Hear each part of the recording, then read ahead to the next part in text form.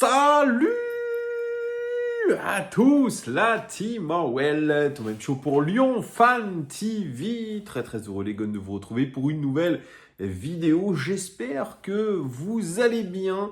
Nous rentrons dans le dur puisque demain, ou même aujourd'hui, parce que, ah non, il est minuit moins 5, demain. Je fais une vidéo un petit peu tardive d'ailleurs, voilà, juste avant dodo. Demain, nous affrontons l'Olympiakos. Premier match d'Europa League pour nous. On retrouve enfin la Coupe d'Europe après 2 ans d'absence. Et franchement, ça fait plaisir, même si l'Olympique Lyonnais est dans une très mauvaise passe, on va pas se mentir.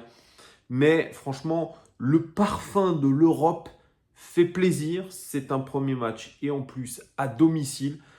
C'est pour ça que ça fait extrêmement plaisir en tant que supporter de l'Olympique Lyonnais. Avant toute chose, n'hésitez pas, un petit pouce et un abonnement, ça fait toujours plaisir. Merci en tout cas de votre fidélité. Demain, on se retrouvera pour un Lyon Live TV, triptyque avant-match, mi-temps débrief, avant-match dès 20h30. Soyez au rendez-vous. Aujourd'hui, c'était jour de conférence de presse européenne avec la presse française, la presse grecque, ont été sur le grill. Pierre Sage, bien évidemment, l'entraîneur, et Alexandre Lacazette, notre capitaine. Et je vais revenir sur cette conférence de presse qui a été plutôt instructive du côté de Pierre Sage, un peu moins du côté d'Alexandre Lacazette, qui s'est étonné qu'un journaliste lui dise qu'on commence la saison comme on l'avait commencé la saison dernière.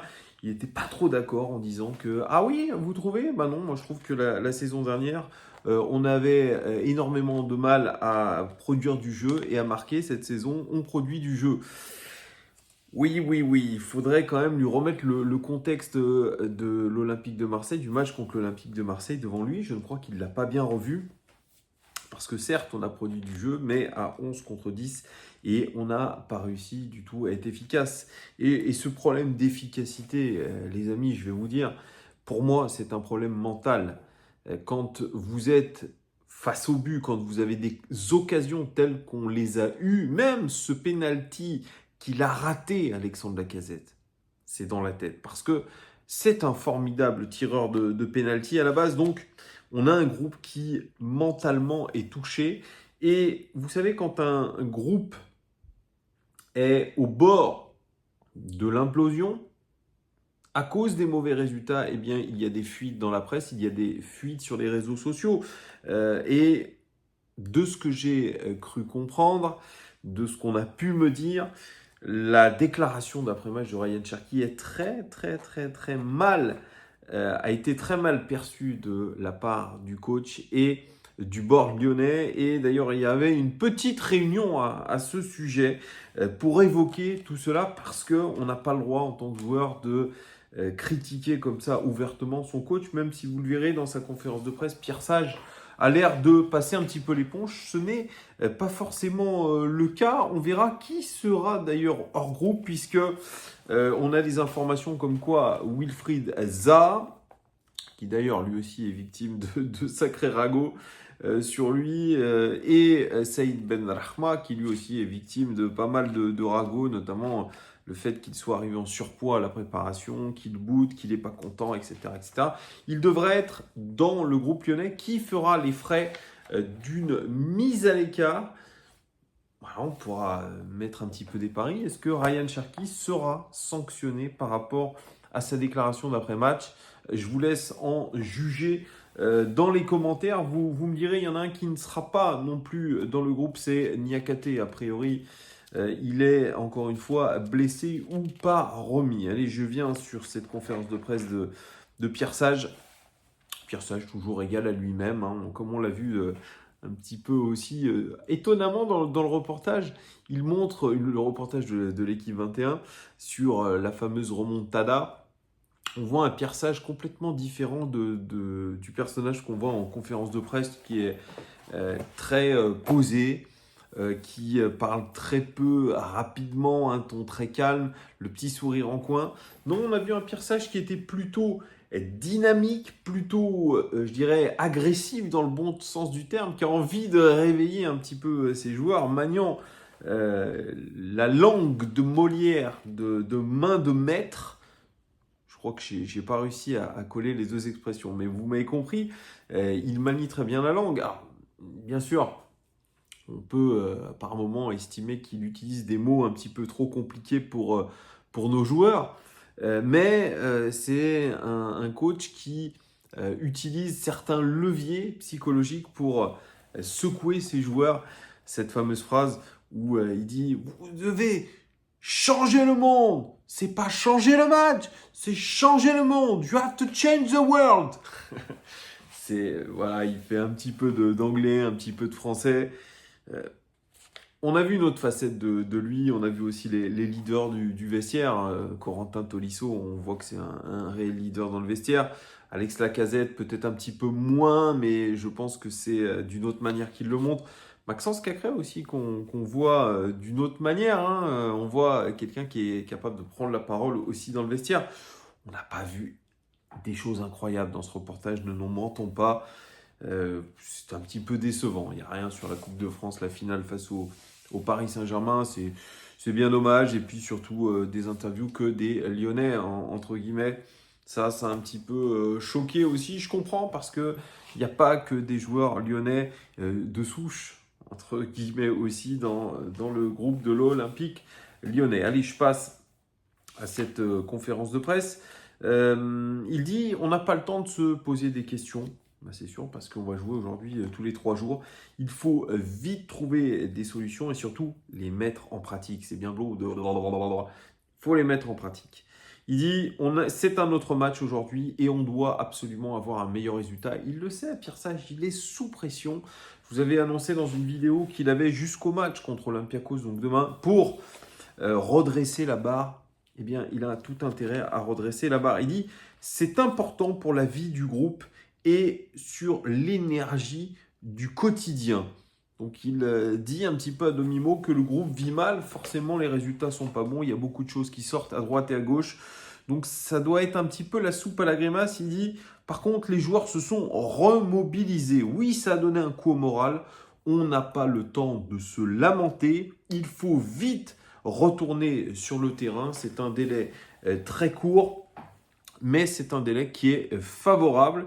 Alors, il a parlé aussi du système de jeu. Il dit, alors bien sûr, on a un effectif qui est fait pour un système de jeu avec des ailiers, mais bon, il y a peut-être aussi dans sa tête l'idée d'un retour en 4-3-3, que Textor lui aurait demandé de revenir avec un 4-3-3, mais lui, il défend quand même ce fameux 3-5-2. Il dit quand même, il est intéressant parce qu'on a créé énormément d'occasions. C'est à nuancer, je pense, parce qu'on est en supériorité numérique.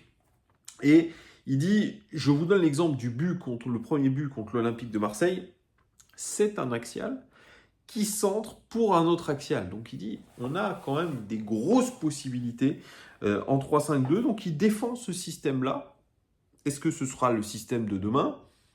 Bonne question. Il dit, on parle d'un système frileux, mais ce n'est pas le cas. Donc, il regarde un petit peu tout ce qui se dit dans la presse et peut-être aussi sur les réseaux sociaux et peut-être aussi sur cette chaîne. Il dit on a bien défendu en première mi-temps contre l'Olympique de Marseille et ensuite on s'est un peu plus exposé en deuxième mi-temps. Mais maintenant, c'est fini. Le match de l'Olympique de Marseille, c'est du passé. On doit retourner dans le présent, c'est ce qu'il dit. On doit évidemment bien rentrer dans cette compétition, l'Europa League. L'Europa League, ça doit redonner de l'énergie à tout le monde. C'est l'ADN de l'Olympique lyonnais et il faut mettre la barre très haute. Il parle des épopées européennes de l'Olympique lyonnais. Sur l'association Mikotadze, Lacazette, on sait que c'est pas terrible. Pour l'instant, il y en a un qui joue plus que l'autre. Je crois qu'ils ne s'entendent pas réellement, puisque Mikotadze pensait que Lacazette allait partir et qu'il allait récupérer le poste de numéro 9, donc il est un petit peu chafouin, mais c'est vrai que Mikotadze, il va falloir qu'il descende d'un cran, qu'il se remette à réellement travailler et qu'il arrête de se monter le bourrichon. Il dit on parle d'un joueur, on ne parle pas d'un joueur ou deux joueurs spécifiquement, mais d'un collectif. C'est ce que dit Pierre Sage. Il dit il n'a aucune inquiétude pour Mikotadze ni Lacazette. Donc c'est un discours de circonstance. Évidemment, sur ce que représente Olympiakos, il dit c'est un beau challenge, mais on doit se challenger nous-mêmes. On va essayer évidemment de bloquer leur attaquant El Kaabi, j'en ai parlé hier dans ma vidéo. Il dit on a observé la récupération surtout de nos joueurs, et là il dit c'est un gros travail, c'est-à-dire regardez un petit peu tous les comportements des uns des autres, entre eux, etc. Et c'est ça qui va lui permettre de faire son équipe. En tout cas, c'est comme ça qu'il le dit. Leur comportement est important. Chaque moment compte. Question sur Cherki, je vous l'ai dit tout à l'heure. Il dit c'est une option de le faire commencer en tant que numéro 10. Sa déclaration, beaucoup de frustration. Il dit, oui, il dit quelque chose qui est marrant. Il dit, alors, c'est une déclaration sous le coup de la frustration, et surtout, ça lui a enlevé le rôle de sauveur. C'est ce qu'on a pensé, c'est-à-dire que lui, quand il enlève son maillot comme ça, il se dit « Oh là là, j'ai sauvé l'Olympique Lyonnais, ça y est, c'est moi la star !» Puis derrière, tu prends le but, ça annule complètement, ça annule plutôt complètement ce que tu as fait avant, et donc tu n'es plus le sauveur de l'Olympique Lyonnais. Et ça montre un petit peu le comportement un petit peu individualiste de Ryan Cherki.